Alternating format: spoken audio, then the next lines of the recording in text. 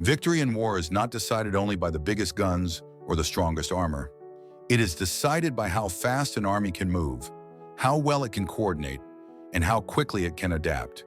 Behind every advance and behind every battle, there were machines working silently, shaping the outcome long before the fighting ended.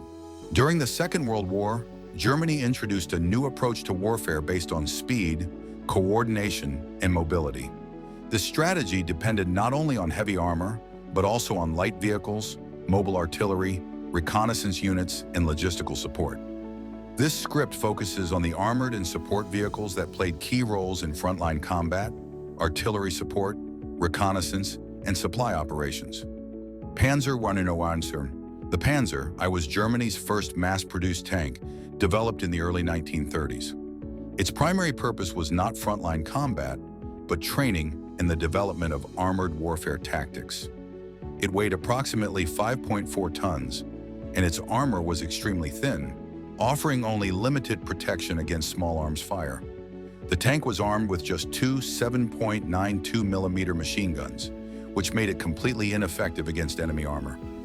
Despite this, the Panzer I saw active service during the Spanish Civil War, the Polish campaign, and the invasion of France.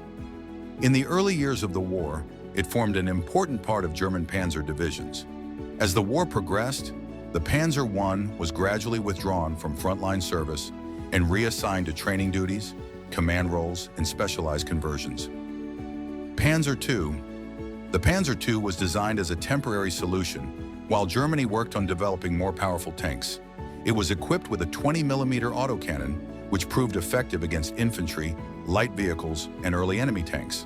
Weighing around 9 tons, later variants featured improved armor protection. During the invasions of Poland and France, the Panzer II served as the backbone of German armored units. It was also used extensively in North Africa.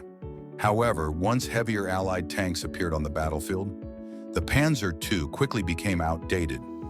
Afterward, it was retained primarily for reconnaissance, observation, and support roles. Panzerjäger. The Panzerjäger I was Germany's first dedicated tank destroyer. It was built by mounting a Czech-made 47mm anti-tank gun onto the chassis of the Panzer I.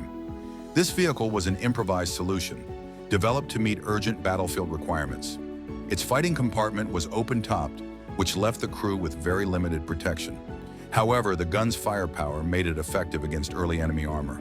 The Panzerjäger saw service in France, North Africa, and on the Eastern Front. While it was not a long-term solution, it laid the foundation for Germany's later tank destroyer doctrine, Marder I, II, and III. The Marder series was developed specifically to counter heavily armored enemy tanks. These vehicles were essentially mobile anti-tank guns mounted on obsolete or captured tank chassis. Marder I was based on captured French chassis and armed with a 75mm anti-tank gun. It saw service on the Western Front and in North Africa, though both protection and maintenance were limited. Marder II was built on the Panzer II chassis and offered better standardization and reliability. It was deployed extensively on the Eastern Front, where it proved effective against Soviet armor.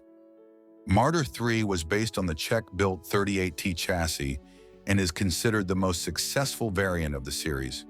It offered improved mobility, balance, and firepower, though its open-top design left the crew vulnerable. WWII. The WWII was a self-propelled artillery vehicle designed to provide mobile indirect fire support. It mounted a 105mm howitzer and was built on a modified Panzer II chassis. Its greatest advantage was that artillery units could move alongside armored formations. While its armor was light, its mobility and firepower made it highly effective on the battlefield. It became the standard artillery platform for most panzer divisions. Hummel. The Hummel was developed to provide heavy artillery support. It was armed with a powerful 150mm howitzer used for long-range bombardment and counter-battery fire. Its open-top design and limited onboard ammunition meant it often operated alongside dedicated ammunition carrier vehicles. On both the Eastern and Western fronts, the Hummel delivered strong performance against fortified positions and enemy artillery. Opel Blitz. The Opel Blitz was the most widely used military truck in the German army. It was employed for troop transport, supply delivery, and artillery towing. Without vehicles like the Opel Blitz, Germany's fast-moving operations would not have been possible. Simple, reliable, and capable of operating across varied terrain, it formed the backbone of German military logistics. Mercedes-Benz L-3000. The Mercedes-Benz L-3000 was a heavy-duty military truck designed for long-distance supply and logistical operations. It transported ammunition, fuel, and equipment. In the harsh and unforgiving conditions of the Eastern Front, the L-3000 proved its durability and reliability. It became a strong and dependable pillar of the German supply chain.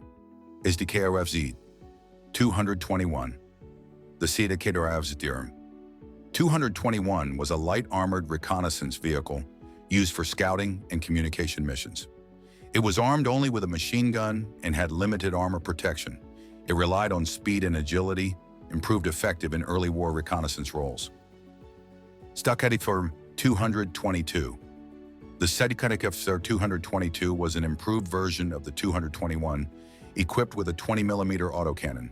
This upgrade significantly improved its firepower and combat survivability. It is considered one of the most successful German armored cars of the war.